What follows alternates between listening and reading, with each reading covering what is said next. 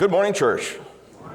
Good to see you here this morning. Glad you are here and safe. I hope the storms didn't affect you too terribly at all. It was pretty dramatic around here on Friday, and I imagine it was for you all as well, but I'm glad you're here. And despite not having the PowerPoint and such, you know what? We're going to do just fine. And you sound great. Mark, amazing job. That last song really killed it. Love it. Will, good job on the reading. And so I'm just happy to be here to be able to worship God. And I hope you are too. We have been talking about things that we're not made for. Not made for this has been our series. And I realized as I was putting these together and going back over the previous ones we had done, the animals that I had used. And I had used an alligator, well, because I love alligators. And I used octopi because I do love octopi. Last week I used, the last time, a plankton. I don't particularly love plankton, but they are interesting. And what I realized is I'd put nothing cute up at all. And I thought, wow, that's really a problem, isn't it? I mean, I think alligators are cute, you may not. So this week I put up baby turtles and put a lot of effort in thinking about turtles. They're on the back as proof. But lo and behold, I put something cute up and lightning destroys our projectors. I'm thinking cute is not the answer. So I may never put cute things back up. This is the moment it's in the back on the screen. And I also, I don't love puns. And this week I said, you know what? I'm going to put a pun in this. Crushing water. If you all remember from Little Nemo, I believe the turtle's name was Crush. That's as close as you're ever going to hear me say a pun on purpose. And it's an awful one, so please forgive me at that. But crushing waters.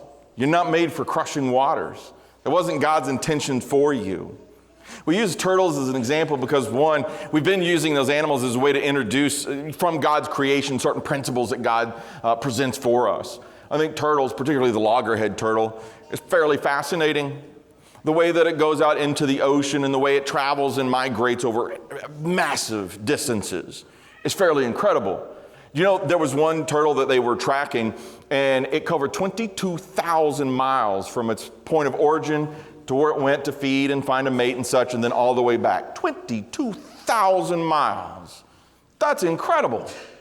There was a belief that the only way that these things occurred was because that baby turtles would crawl their way out into the ocean, and if they survived predators and such, then they would be caught up in the ocean currents and be swept away with no capabilities whatsoever on their own. They were just kind of caught up into things. I thought, well, that's interesting. I think sometimes in life, that's how we believe our spiritual world goes, that we're just kind of caught up in whatever happens, and the current that takes us a place, that's just where we have to go. But God didn't make us that way. We have some capabilities and we have some choice. At the same time, we might be able to think that, well, if the turtles are able to travel 22,000 miles, man, they must be really strong. They must have this incredible power in and of themselves. But that's not really the case. What they found out is turtles are pretty remarkable. I mean, they can swim fairly fast, maybe 15 miles an hour. That's incredible. But it's not their own strength. They're wise enough to use the currents that are in the ocean, and they have some measure of control over where they're going. Well, scientists, of course, wanted to study that, and you can read various reports from the NSF and others where they found out these experiments where they would put magnets near the turtles to see what ways that they would react. And I am really oversimplifying this. You can read those reports yourself. But what they found out is that the turtles also respond to the magnetic fields of the earth. And because of that, they know where they are. And they have some control on where they're going. They have sort of a magnetic map built into them. I find that fascinating. Fascinating. We too have a magnetic map of sorts that we want to use. And we too can't get through life, and we were not intended to get through life by our own strength and our own power. We participate. But there's many times we need to lean on powers greater than ourselves, forces greater than ourselves. That we were made for. But to handle the crushing forces of the world around us on our own, God never intended that. And we sometimes confuse our place in the midst of that. And today I want us to look at a narrative in the Bible, that of Samson, to help us figure out how to make use of this. When we don't need our own strength, when we don't have the strength to accomplish, we can turn to God. And when we don't know where we are and where we don't know who we are, we have a place to turn to, and that is God. And I hope as we're going through this, you'll think about the ways that we engage with Samson's story. In no way do I want us to ever think that we are so much greater than some character of the Bible, and that we don't go through the same challenges that they do, but also that we don't have the same opportunities that they do for spiritual growth, because you do. The same God that Samson intended to follow and needed to follow is the same God that we follow. And the same for all the people throughout the Bible. We have amazing opportunities because of our God. And we may sometimes feel very small and incapable, but our God is great. And what we cannot do, He certainly can. And we cannot forget that. So if you would, look over in Judges chapter 13. We're going to look at Samson a little bit. What a complicated character, for sure. I've talked about it in adult classes in the past couple of months of just what an interesting thing we do. We teach Samson at a very young age, and I get it. I know why. I mean, he's strong. There's an appeal to that. If you look at a lot of the great heroes that you teach kids about, usually there's some measure of strength or incredible accomplishment. There's a reason He-Man and the Masters of the Universe were so popular. There was a reason. There's a reason that when people turn on WWE and they see The Rock or Roman Reigns or all those people, there's a reason that strength is something that appeals to them. Or when you look to the athletic feats of basketball players and NBA players or various fighters, we're impressed with the athletic feats and the strength. So Samson's an easy connection to making that. Really easy. But he's complicated to deal with. We all have our flaws, but man, his are on display pretty strong. And we can't ignore those.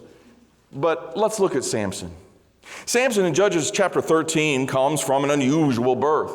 His father was a man named Manoah, and his wife, they were Danites from the tribe of Dan. But the angel of the Lord appears to his mother and says to her in verse 3, "Indeed, now you are barren and have borne no children, but you shall conceive and bear a son." Wow, how fantastic. The angel of the Lord appears and gives you that kind of news. That's amazing. But he gives her this incredibly interesting detail. He says, "Now therefore, please be careful not to drink wine or similar drink, and not to eat anything unclean. For behold, you shall conceive and bear a son, for the child shall be a Nazarite to God from the womb, and he shall begin to deliver Israel out of the hand of the Philistines."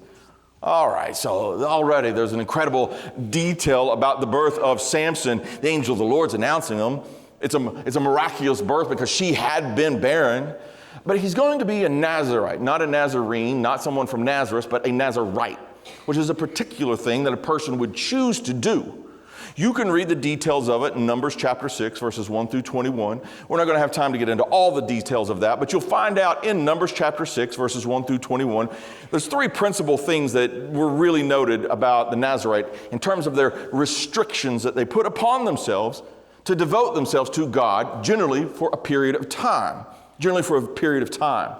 They could not touch wine, nor anything similar to wine, not vinegar made from wine, not any wine products. They couldn't have anything from the grapes or the raisins, and that's from the seed to the skin of the grape itself. Nothing. Absolutely forbidden. And that's why she, as a mother, could not even ingest those things, because he was to be a Nazarite from the womb, which incidentally, those of you that are practicing lads to leaders may note that that's a case of a baby in the womb being recognized as a person, but from the womb until he fulfills his purpose in separating Israel from the tyranny and the oppression of the Philistines. His purpose, and he's a Nazarite. So he couldn't touch wine or anything from the vine in that regard. He also couldn't cut his hair. That was a very famous part of the story of Samson, and most are probably familiar with that element of it. But he couldn't cut his hair.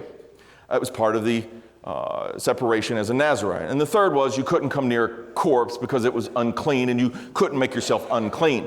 In Numbers chapter 6, verses 1 through 21, there's even a provision that in case, just in the odd case that you're sitting there and someone adjacent to you suddenly dies, there was a case to make yourself clean again and through certain offerings and such. So in God's wisdom, he's covering this. But someone is separated for the purpose that God has given them. And there's a distinction that's made by choice in the Nazarite. In this case, Samson has been designated that. He would be set apart to fulfill a purpose for God. And we're in the book of Judges, so we're in that time period in which Israel was supposed to have cleaned out the promised land of all those foreign nations and their pagan gods and such, but they didn't really do that, did they? Not all of them. And in some cases, even though they weren't supposed to associate with those people because they may lead the Israelites away from God, which they would do, they kept on and interacting with them. And of course, there would be consequences of that. And typically that would be that they would be given over to slavery. And after some period of time, usually years and years, God would hear their cries and he would send someone that would deliver them. From Othniel, Ehud, Shamgar, Deborah, Abimelech, Gideon, and so on. We find ourselves over a dozen times this has happened, we get to Samson. Over a dozen times. You would think people would learn from history at that standpoint, but I'm not going to criticize them too much because I wonder, do we learn from the history in the same way? We have to ask ourselves those questions humbly. But we find Samson in the situation where he's clearly going to be the person that God is raising up to be the deliverer from the Philistines. Well, he's born. And then we go immediately into his adulthood. And in chapter 14, we start finding some interesting things about his adulthood. It's complex. Because we would think as we picture him as this great deliverer that he's going to be quite perfect and emphatically devoted and faithful to God. But it gets weird really fast. It begins with something quite normal in which he chooses his wife. But if you recall under the law of Moses, if you were a faithful Hebrew and you were going to choose your mate, you would choose someone who was also Hebrew. But Samson went down to Timnah in chapter 14, verse 1. And he saw a woman in Timnah of the daughters of the Philistines, the oppressors, the enemies, the ones who worship Dagon and not God, the ones who had troubled God's people forever and ever. And he went up and he told his father and mother, saying, I've seen a woman in Timnah of the daughters of the Philistines. Now, therefore, get her for me as a wife. Well, that wouldn't be an uncommon request because they would be required to pay a dowry. That would be a normal cultural thing there. But his father and mother quite wisely say, is there no woman among the daughters of your brethren or among all my people that you must go and get a wife from the uncircumcised Philistines? That's a loaded phrase they're using there. Why are you going to choose a wife from the non-covenant people? Circumcision was a sign of the covenant that the Israelites had with God. Why are you going to non-covenant people? This is forbidden by God. This isn't according to the law. Smart parents to bring that up. But he presses them. Now, verse 4 gives us this curious thing here, which I think is important. His father and mother did not know that it was of the Lord, that he was seeking an occasion to move against the Philistines. For at that time, the Philistines had dominion over Israel.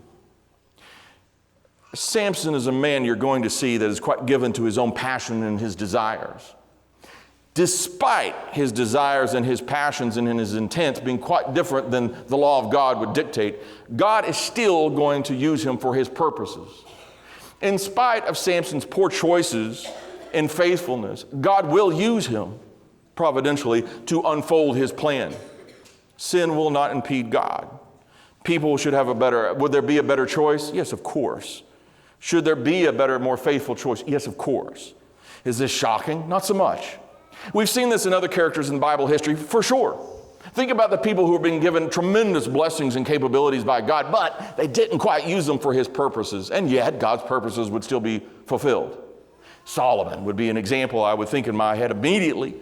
Solomon was given a question that he could ask God of anything, and amazingly, he asked for discernment so he could be a great leader, and God was so pleased with this request. And God blessed him with incredible wisdom. Incredible wisdom. He was known throughout the land for this incredible wisdom. But it didn't mean he always used it. In fact, we know he didn't use it as he would pursue these women that were from foreign nations, that would then cause him to chase after foreign gods, and he would separate himself from God. In fact, he was also caught up in fulfilling his own desires.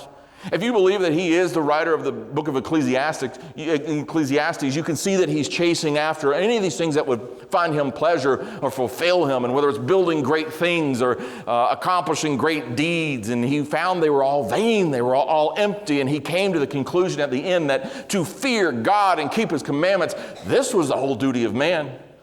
Wow. He got there in the wisdom. And we have that recorded, which is amazing. But Samson, man, he doesn't get there in that way at all. In fact, we have this wife situation. And then the next thing it says in the passage is he's going down to Timnah and he goes to a vineyard. Now, it's not exactly sinful to be in the presence of it, but what's the wisdom of being in a place associated with a thing you shouldn't be around? Imagine that you were going to go downtown or you were going to go someplace, and the only way that you chose to go was like, you know what? I could go a lot of places, but I think I'm going to go right through the liquor store, right? People would look at you and say, well, aren't you a Christian? Why are you hanging out in the liquor store? I don't know. It's just the way I was going to go. I'm not drinking. The people are still going to, but you're in the liquor store. Well, I'm not buying anything. But you're in the liquor store. It would be confusing, a choice of, is that really so wise? No. It's obvious it's not wise based on the associations. You say, well, I was just buying a stick of gum. You get where I'm saying. Maybe not sinful, but certainly not wise and questionable, for sure. Proceed with caution. But because he chose to put him in this circumstance, in a place, a vineyard, where he's not to be partaking of the grapes, even from the seed to the skin or anything coming from it, he's in that situation where he chose to be. And there a lion attacks him, and we get this incredible story, that one of the common ones, in which he rends the lion apart. That's fantastic. I would love to have seen that from a distance when I'm with my pet alligator and pet octopus watching the lion get tore apart. I don't like lions as much. But then he has this situation where as a Nazirite, he's now got a carcass to deal with. And when he goes and he comes back, this other passage in chapter 14, he finds that there's bees have set up honey in the carcass of the lion. And he scoops out the honey, and he didn't tell his parents the first time, and he eats the honey, and then he also takes the honey to his parents without ever telling them. Here's the problem. A lion in the law of Moses, felines, they're unclean animals. Not only is it a carcass he shouldn't be around, unclean, but it's an unclean animal, and he's getting his food from the unclean animal, and he's taking it and not only eating it for himself, but giving it to his parents. The guy's not displaying a tremendous amount of moral fortitude here. So he's complex, because we know he's a hero in the Bible, and he's listed in Hebrews 11, the Hall of Faith, so we have some things to work around here. While we may not view him as the prime example of moral excellence, and I wouldn't encourage us to follow him for moral excellence, like we might John the Baptizer, who also lived out in the wild and kind of had wild experiences with eating locusts and honey and such, but he seemed quite devoted to God. In the story of Samson, we find very, very little of him praying, being devoted to God, or doing anything other than satisfying his own desires, his own needs, whether it's for revenge or lust or any such thing. It keeps happening again and again and again. In fact, in chapter 16, he goes to Gaza. Again, situation, being in a place, why are you there, Samson? Maybe not inherently sinful in and of itself, but questionable in wisdom. Gaza is a Philistine city, one of the major ones, and it's incredibly far south. So he's not just in enemy territory, he's deep there. And he's pursuing a prostitute. Not really the best example of moral fortitude. And he does do an incredible deed there, and he tears down the gates, of course. And then he ends up with Delilah. And that's a very popular story, which some people have tried to make into a great romantic love story. And I get why you would want to do that. But is that what it is? Again, giving into his desires, giving into what he wants, and fulfilling his life, finding his adequacy in these things that are quite different than God's expectations, even though he was set aside as a Nazirite to fulfill a purpose to free the Israelites. God's still going to use him to fulfill that, but there might have been a better way to be faithful in the midst of that.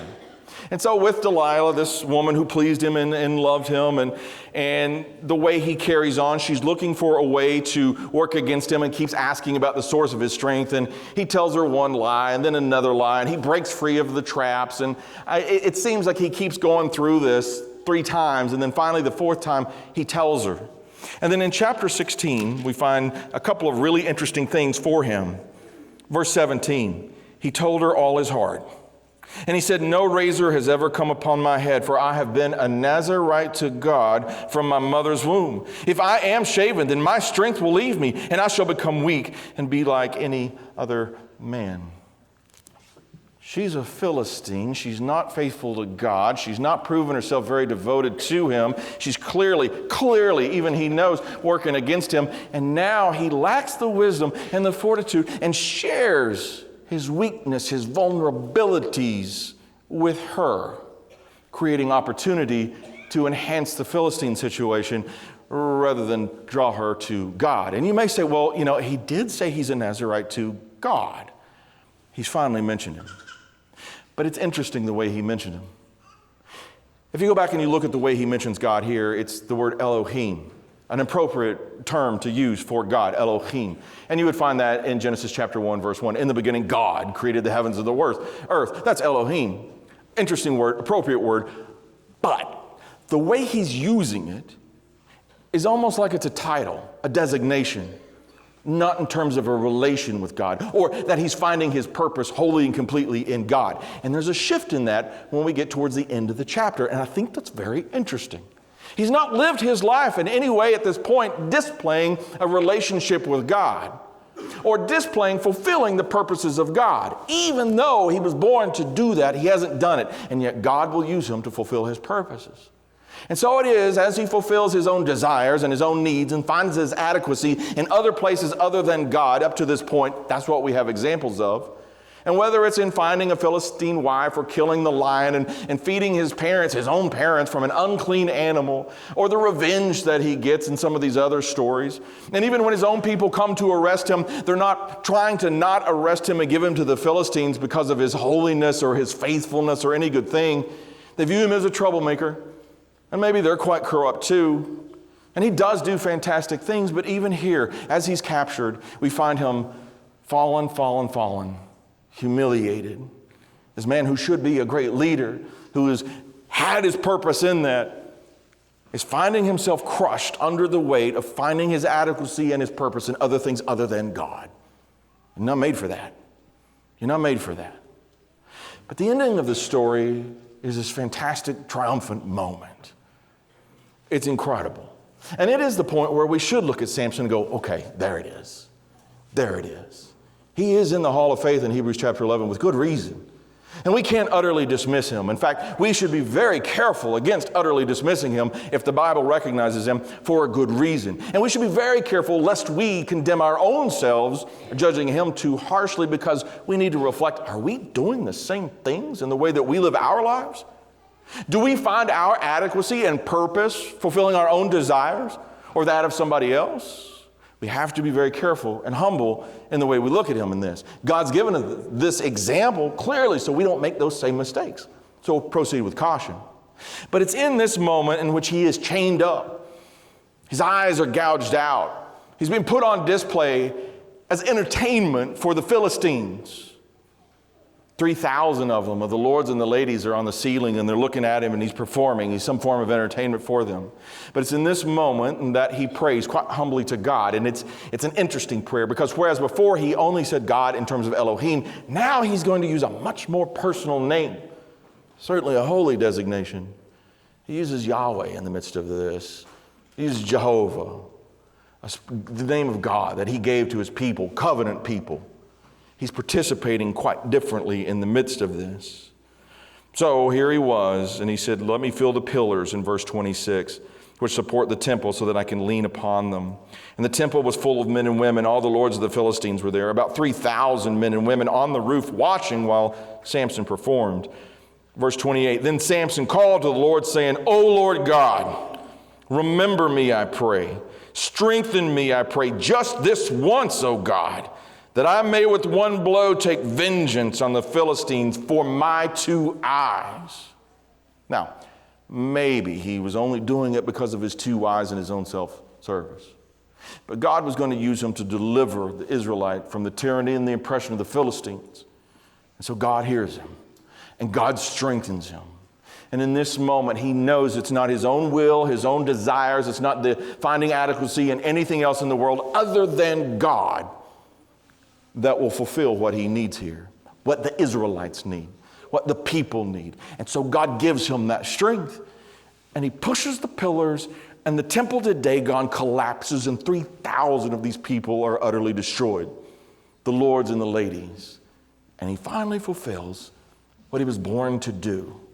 This is a moment that we need to pay attention to, and we can find good reason to heed that and say, okay, that's a reason I want to be like Samson in that moment.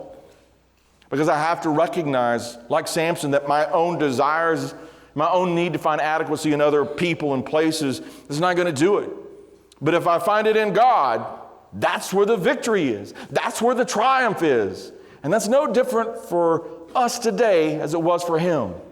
And we have those pressures around us all the time. All the time. Do we find our adequacy in God? Or are we crushed by the pressures around us, the frustrations that come from trying to fit in? As Will read earlier in Matthew chapter 11, Jesus gives us this great quote, this powerful, powerful teaching. He says, come to me. Come to me. This is what the Son of God is saying. God himself, deity, is saying, come to me. All you who labor and are heavy laden, I will give you rest. Take my yoke upon you and learn from me, for I am gentle and lowly in heart, and you will find rest for your souls. For my yoke is easy and my burden is light. Oh, can we not praise God for those words being true? Can we not be grateful that all the powers of the world that could come crashing down on us, and we say, I may not have the strength to handle that myself, but man, I can lean on God's strength. And there is no one greater, more superior, more powerful than my God. And because of that, I can get up each day with utter confidence that I can face the world because I'm not doing it on my own. In fact, it's not just me and God, it's me, God, and the church. I have Christians around me as well. Isn't God good to give us that strength and that power? Well, what does that look like on a day-to-day basis? Have you ever had pressure come to you that you are supposed to be the ideal man, the ideal woman, the ideal mother, the ideal father, and you are the son, the daughter, the student, the worker, the employee, the boss? There's pressures that come from that, and sometimes they can be quite devastating and crushing. Have you ever tried to measure up and fit in with all the things that you're supposed to do, and you feel like, man, I don't know if I can do it? And it's a standard given by the world, and sometimes that's helpful to push us and motivate us, but sometimes we give so much attention to that, and frustration, and feelings of inadequacy. Sometimes it takes up most of our time, and God becomes something a little bit more on the side, but fulfilling the needs of fitting in with the world around us fills all of our time. You ever felt that way before? Do you ever see that come up in social media, the idea that you're supposed to look a certain way and be a certain way, and if you're not, you fail, and you spend so much time and energy pursuing it? Have you ever felt that way, maybe, mothers? I think I brought this up to you all before. I've seen mommy blogs, and the pressure and the expectation that you get up in the morning and immediately you look perfect. Your hair's done and your makeup's done and you fix this Pinterest-worthy breakfast and your children are immediately healthy and do 10 jumping jacks and run off to the perfect school, and you get in this perfect situation and do PTA meetings and work and go to practice and you do all of it perfectly. Well, that's the picture. And I've talked to some people and they're like, I'm crushed by this. Fitting in. Same for men. They don't talk about it as easy or as simply, but the same pressures exist. What you physically need to look like. Do you know there's young men growing up with body image issues? How crazy is that? And I don't mean that they want to grow up and be strong like Arnold Schwarzenegger or The Rock or whoever. Fine, whatever. But they worry that they're not good enough over a standard God didn't create. And they're trying to find adequacy in these social circles and an expectation that God did not create. And it's crushing people. It's crushing them. We've got to find our strength in God.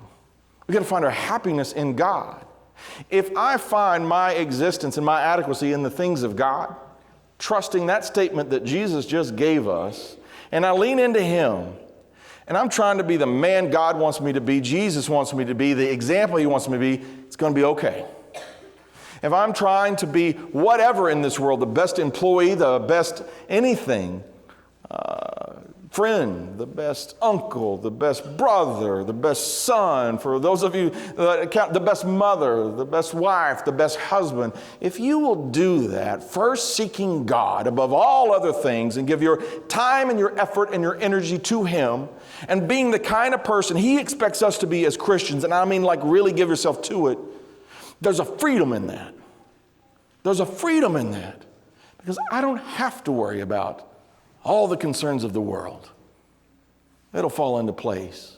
And if someone doesn't like me because I'm being God's person, and that doesn't fit into their standard, I can be okay with that. I'm here to please God first.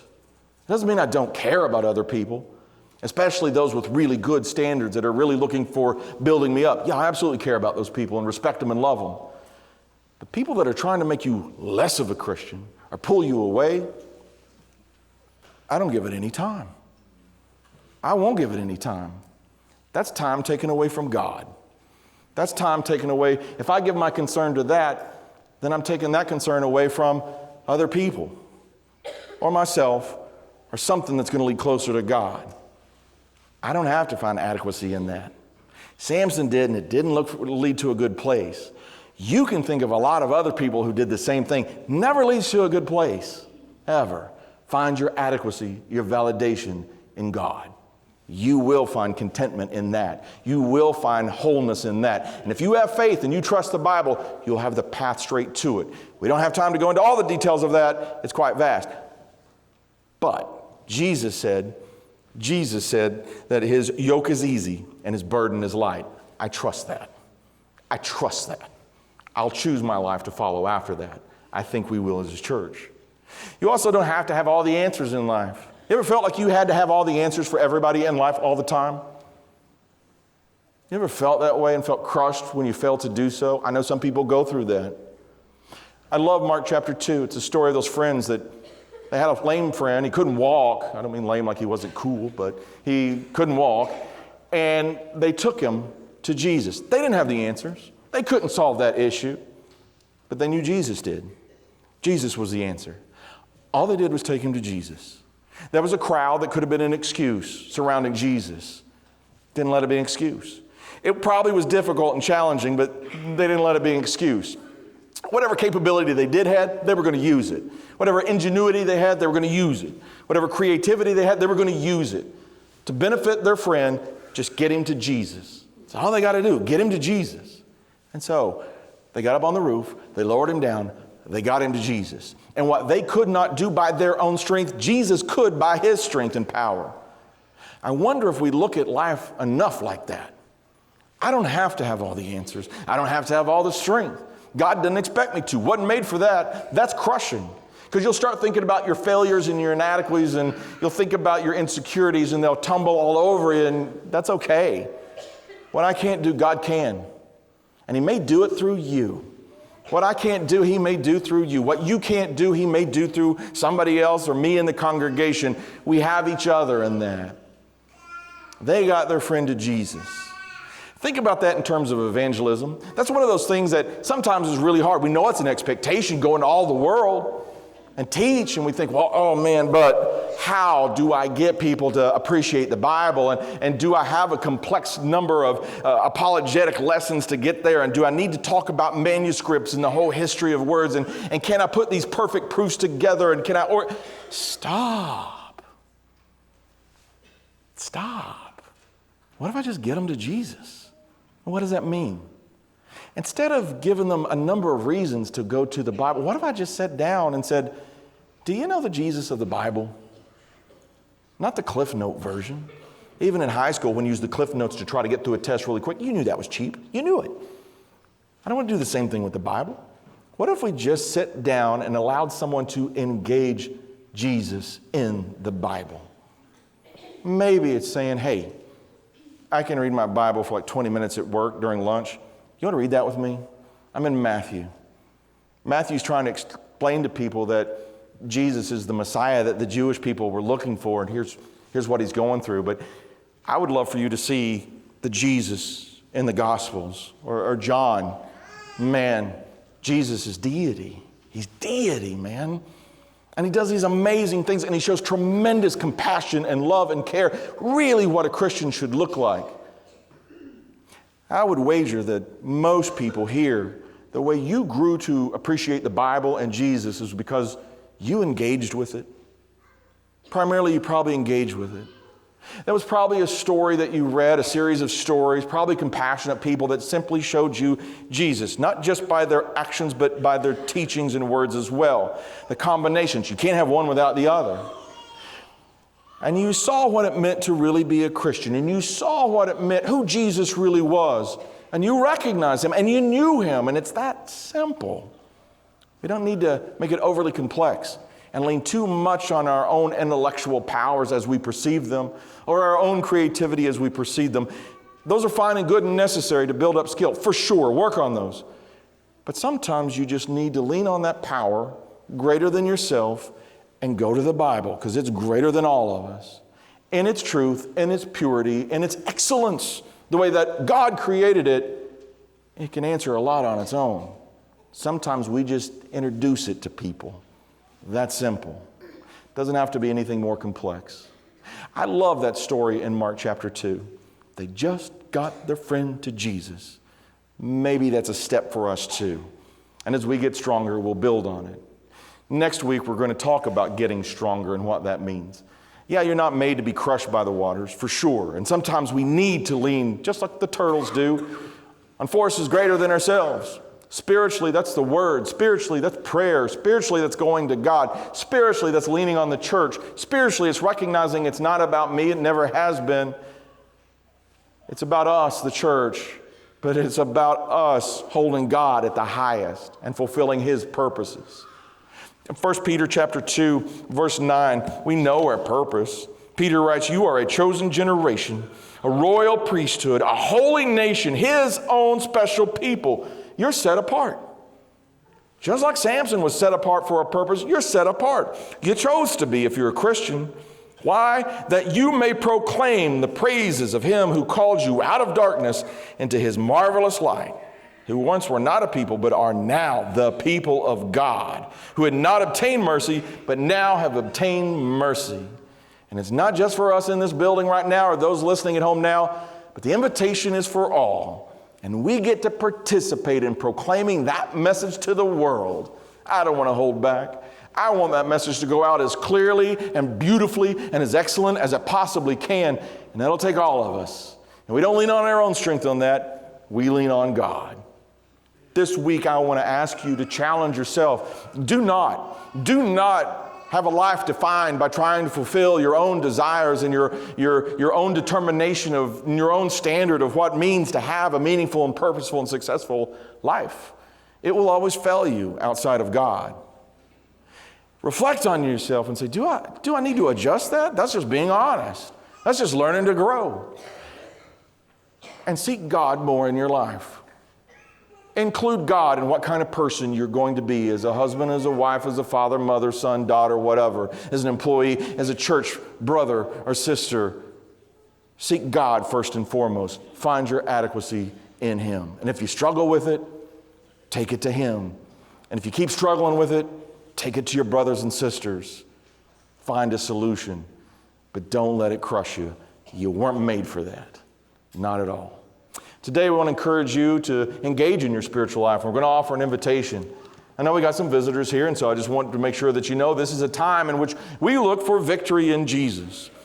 We know there's people that are struggling with sin, and Jesus is the answer. We simply have this time where if a person wants to come forward, they can. We'll pray with them out of love. We'll be there with them and talk through it out of love. We have some people here that may have been separate from the church for some time, and they know they shouldn't be. They know it. Now's the time to do something about it. Not out of shame and so people can point and mock, but out of love and care and mercy and hope. Because when you take those issues and problems to Jesus, He's willing to forgive if you have a repentant heart. The church is ready to accept people back because we love our church family so much. You're a wonderful group of people. We don't want anyone suffering unnecessarily. We don't want anyone going adrift. If there's a way we can help and serve you in that, we want to do it. Today, you may not yet be a Christian, but you know you need to do it. This moment now, we're offering the invitation for you to do something about that.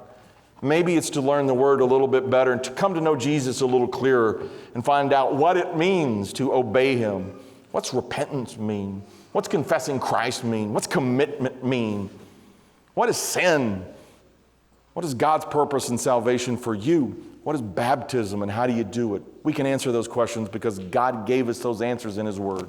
If there's a way that we can help you in any of those things today, please let us know. Do not hesitate. Make that decision as we stand and as we sing.